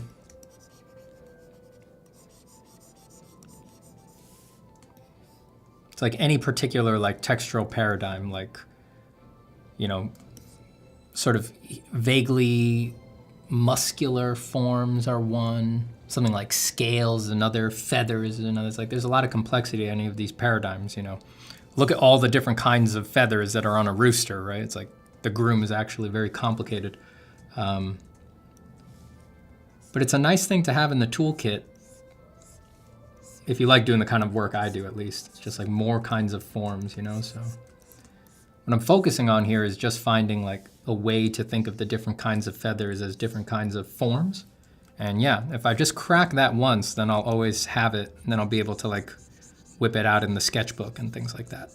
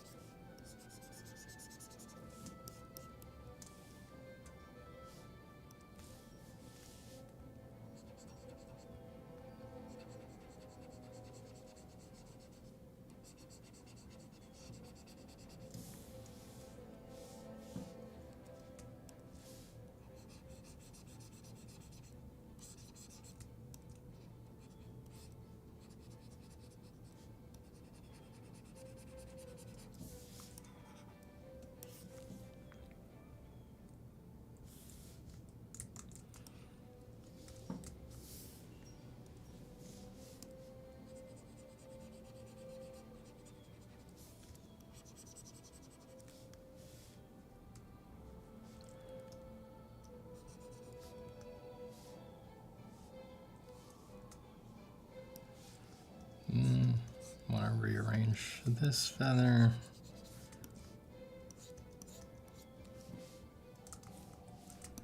I'm just gonna paint this one out. I don't like that one there anymore.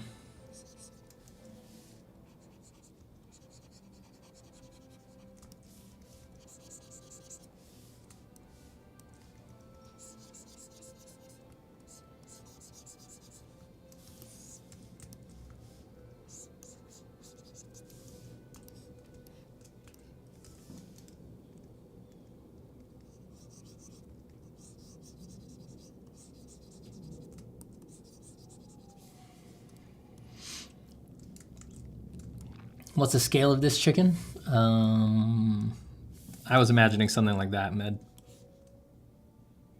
What is that? Vaguely T-Rex size? Like that.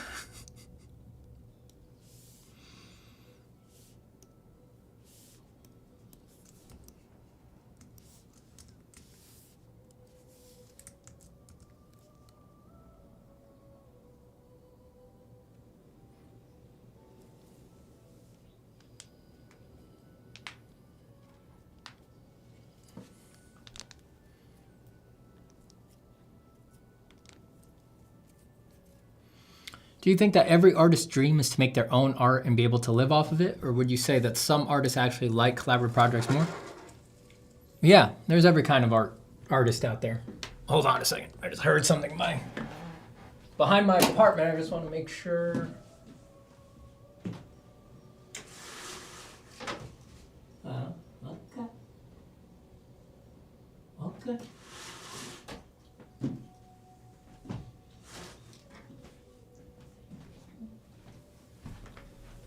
The wind has been crazy in New York, and all of our trash bins and lids and all that are constantly flying all over the place. I have to go fetch them from down the street.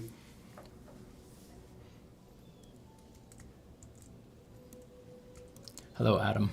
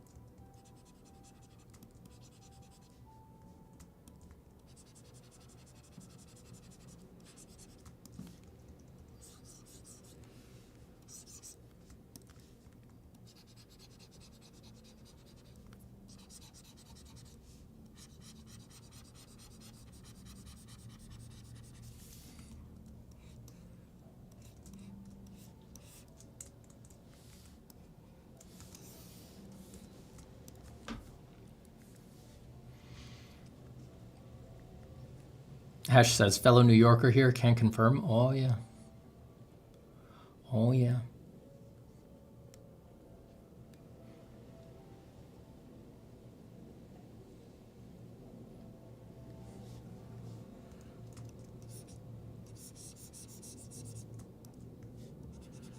What was I answering before I got distracted by the trash lid?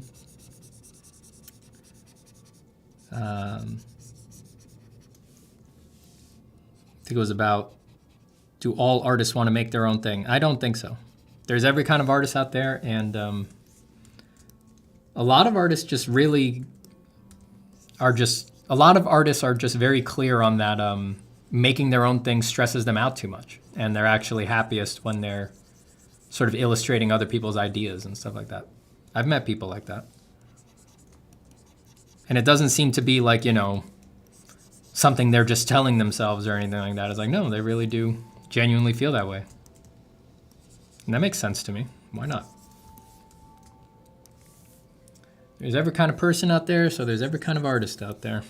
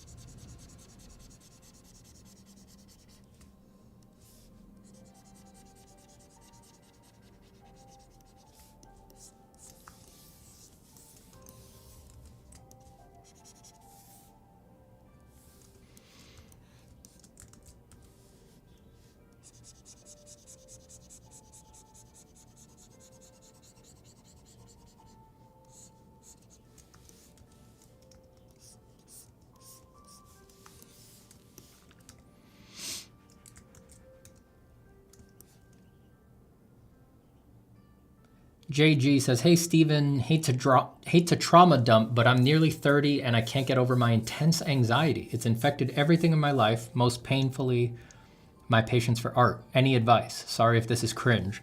I don't think it's cringe, but it's always very hard to help with that when I don't know the particulars of your situation. But you know, the most generalizable advice I can give is probably that don't do the thing that so many of us do, where you try to solve your anxiety by fixing other things. You know, you try to fix your anxiety by thinking once you get a particular career or a particular partner or something like that, that it's going to fix your anxiety. It's like, it's not going to do that. You know, your anxiety is not going to go away if you just become a great artist or something like that. This is not how everybody does it. It's quite common in our realm. So just don't do that. You know, deal with your anxiety on its own directly. You know, look at what's causing it. Get help if you can. You know, go to therapy or something like that. You know, you tell people like, man, you know, try therapy, but it's just like people don't listen. You know, they're either the type to do it or they aren't. You know, and artists especially tend to be fiercely independent people. Like they don't want to take help from anybody else. But for most of us, that's a bug, not a feature most of the time. You know. I mean, there's definitely wholesome parts of that, but when it comes to your mental health, I think that's probably not a great idea. You know, I've done therapy every week for years. So just for what it's worth, coming from me, like, you should be open to getting help with these things. And I know that it's hard and it costs money, but goddamn, what better thing to spend your money on? And no, I'm not sponsored by BetterHelp or any other of these fly-by-night fast therapy things. Yeah, deal with your anxiety head on. Learn to sit with it, investigate it, look at what's causing it, and don't think that you're going to fix it by getting great at art or something like that. And I'm sorry. I'm sorry for what you're going through.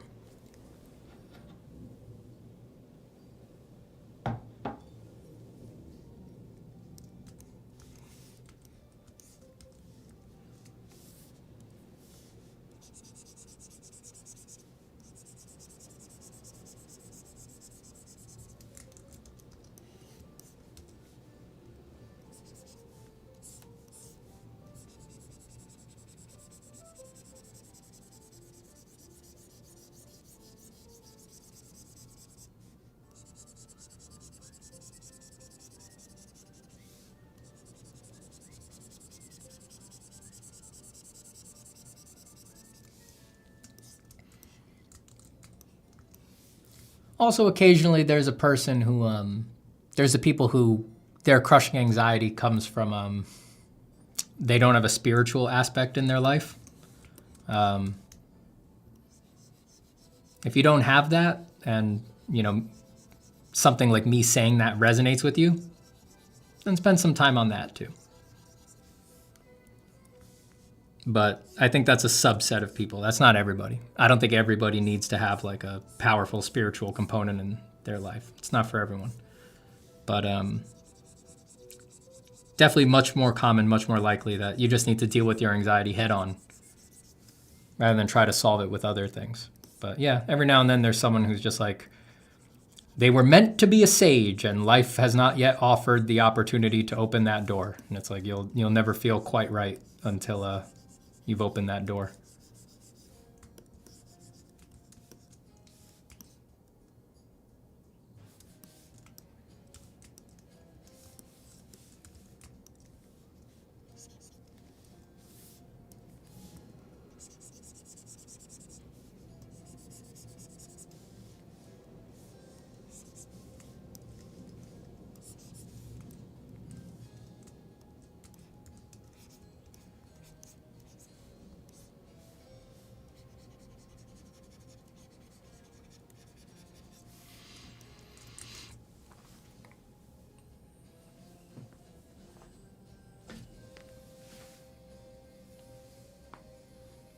No problem, JG.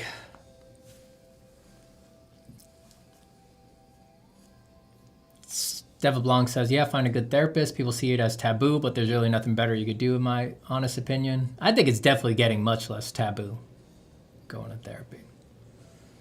And I mean, and the people who are going to treat it like a taboo, it's like, chill. What's wrong with you? Could there be something you're hiding?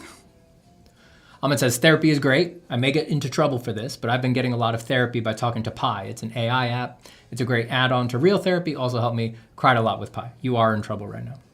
You're definitely in trouble. It's free too. The voices on there are empathetic and understanding. Extreme trouble? You're in big trouble. Seville Blanc says, I think embracing our spiritual side is quite important as it taps into something that is harder to rationalize. Also a bit of misconception. I sometimes hear about spiritual meaning religion in the common sense. It's not necessarily that at all. Yeah, indeed.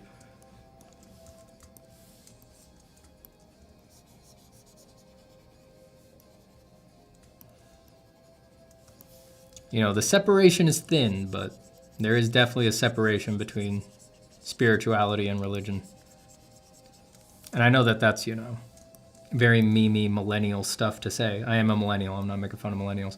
Well, I'm making fun of us, which isn't that what they make fun of millennials for doing, for making fun of themselves? So maybe I shouldn't be doing that. Anyway, but it is true. It is true. Lots of people have the experience of having a, you know, basically life-consuming spiritual aspect to their lives, but it's really got nothing to do with religion.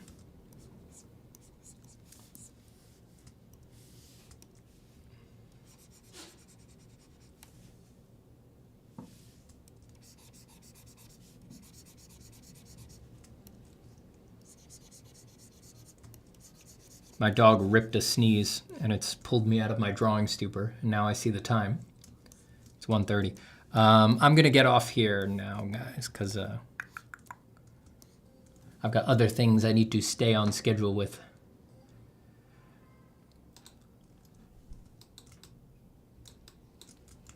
Progress on Scooby is very satisfactory today.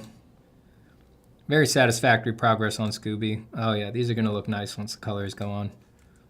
The value changes are right away, even just with the slug-in colors. Causes, you know, there's subtle hints of variety coming just from the value changes and like the form is feeling. Once we actually go in there, we actually carefully build up little gradations and color shifts on each one of those feathers. That'll look fast and it'll go nice.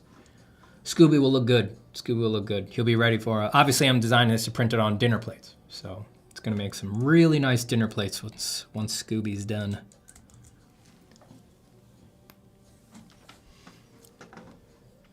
Ahmed says, I'm Steven's nemesis. I'm using Midjourney as we speak. He's typing in right now. He's prompting. He's prompting. He's prompting art in the style of Ahmed Al-Duri.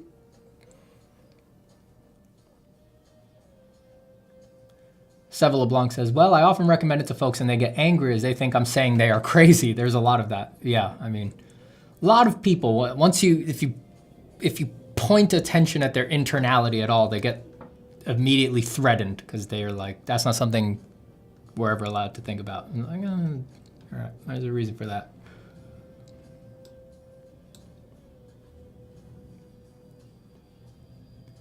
Adam says, how many therapists did you have to go through before finding one you connected with? I tried the other year and I just wasn't feeling it. That is a very common experience. I got lucky with my first therapist. I've stayed with them.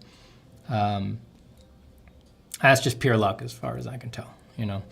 But I know a lot of people who have struggled to find a therapist that they resonate with. I did, you might be able to find these in your area. And this might have contributed to the good luck, but I found my therapist through a placement service. So I did an initial session with a different therapist who was never on the table to be my therapist. It was a screener, but it was like an hour-long session. And I basically spoiler warninged all my trauma to that person. And told them everything that I'd sort of been through in like an hour-long spiel, like, yeah, just the intensest stuff in my life. And then they placed me with someone that they personally knew, like another therapist that they thought would be a good fit for those things. So if anyone out there is struggling to find a therapist, you might consider looking for a placement service and a placer therapist who will hear you out first, and then they will help you find one who works with those kinds of things.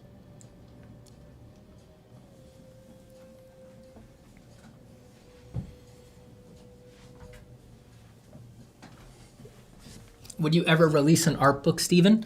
Yeah. I've had talks with people. I might try to do something like that soon. It would probably, probably first one would be quite small. Art books are very, you need a serious partner. You need a publisher to do something high quality. The overhead is crazy, and they're very hard to make. So you need a publisher to work with.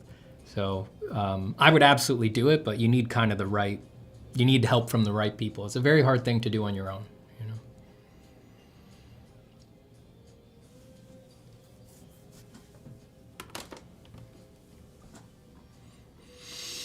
All right, everybody.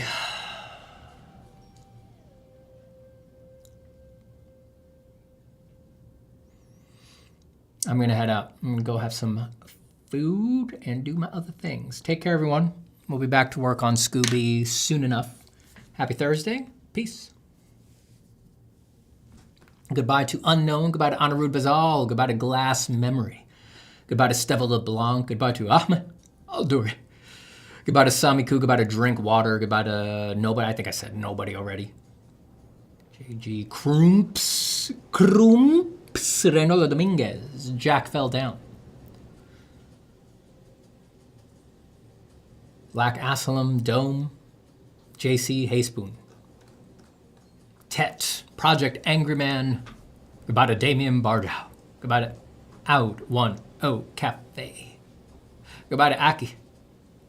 Goodbye to Kyokusei. Gadarov Art. Nobody.